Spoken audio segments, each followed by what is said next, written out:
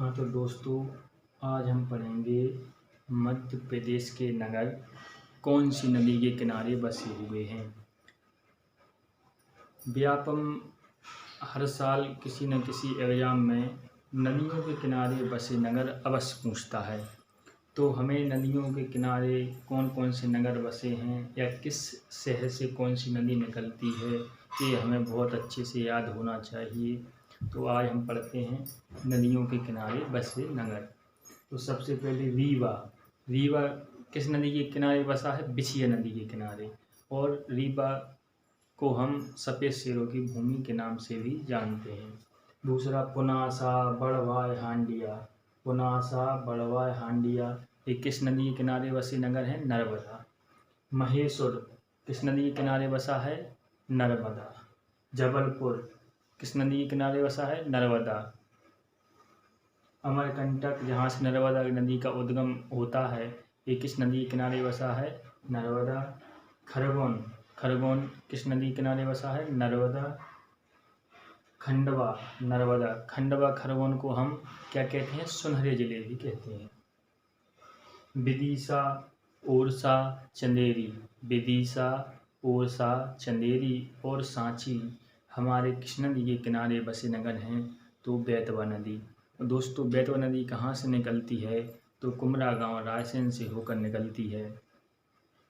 उज्जैन किस नदी के किनारे बसा है? क्षिप्रा नदी। और उज्जैन हमारा किस लिए फेमस है?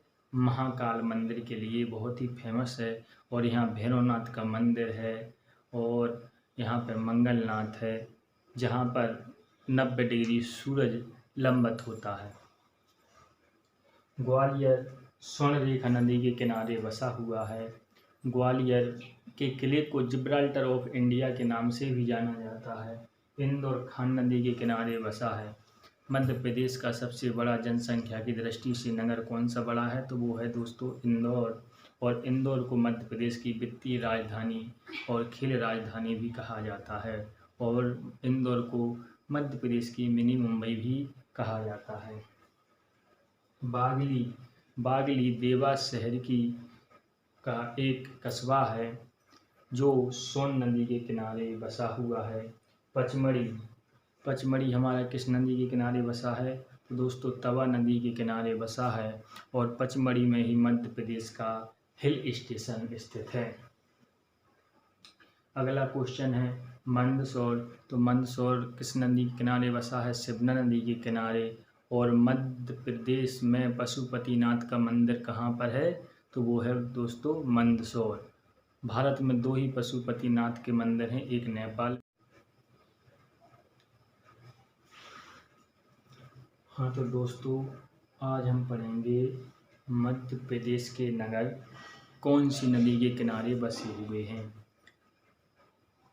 व्यापम हर साल किसी न किसी एग्जाम में नदियों के किनारे बसे नगर अवश्य पूछता है। तो हमें नदियों के किनारे कौन कौन से नगर बसे हैं या किस शहर से कौन सी नदी निकलती है, ये हमें बहुत अच्छे से याद होना चाहिए। तो आज हम पढ़ते हैं नदियों के किनारे बसे नगर। तो सबसे पहले रीवा। रीवा किस नदी के किनारे बसा है? बिछिया नदी के किनारे। और रीवा को हम सफ़ेद शेरों की भूमि के नाम से भी जानते हैं। दूसरा पुनासा, बड़वाय, हांडिया। पुनासा, बड़वाय, हांडिया ये किस नदी के किनारे बसे नगर हैं? नर्मदा। महेश्वर किस नदी के किनारे बसा है? नर्मदा। जबलपुर किस नदी के किनारे बसा है? नर्मदा। अमरकंटक जहाँ से नर्मदा नदी का उद्गम होता है, ये किस नदी के किनारे बसा है? नर्मदा। खरगोन, खरगोन किस नदी के किनारे बसा है? नर्मदा। खंडवा, नर्मदा। खंडवा खरगोन को हम क्या कहते हैं? सुनहरे जिले भी कहते हैं। विदिशा, ओरछा, चंदेरी। विदिशा, ओरछा, चंदेरी और सांची हमारे किस नदी के किनारे बसे नगर हैं? तो बेतवा नदी। दोस्तों, बेतवा नदी कहाँ से निकलती है? तो कुमरा गांव रायसेन से होकर निकलती है। उज्जैन किस नदी के किनारे बसा है? क्षिप्रा नदी। और उज्जैन हमारा किस लिए फेमस है? महाकाल मंदिर के लिए बहुत ही फेमस है। और यहाँ भैरवनाथ का मंदिर है और यहाँ पर मंगलनाथ है, जहाँ पर 90 डिग्री सूरज लंबत होता है। ग्वालियर स्वर्णरेखा नदी के किनारे बसा हुआ है। ग्वालियर के किले को जिब्राल्टर ऑफ इंडिया के नाम से भी जाना जाता है। इंदौर खान नदी के किनारे बसा है। मध्य प्रदेश का सबसे बड़ा जनसंख्या की दृष्टि से नगर कौन सा बड़ा है, तो वो है दोस्तों इंदौर। और इंदौर को मध्य प्रदेश की वित्तीय राजधानी और खेल राजधानी भी कहा जाता है। और इंदौर को मध्य प्रदेश की मिनी मुंबई भी कहा जाता है। बागली देवास शहर का एक कस्बा है जो सोन नदी के किनारे बसा हुआ है।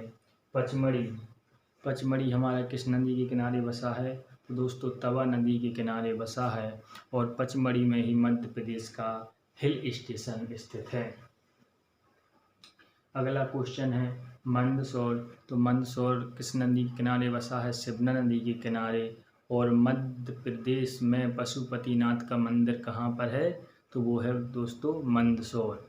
भारत में 2 ही पशुपतिनाथ के मंदिर हैं, एक नेपाल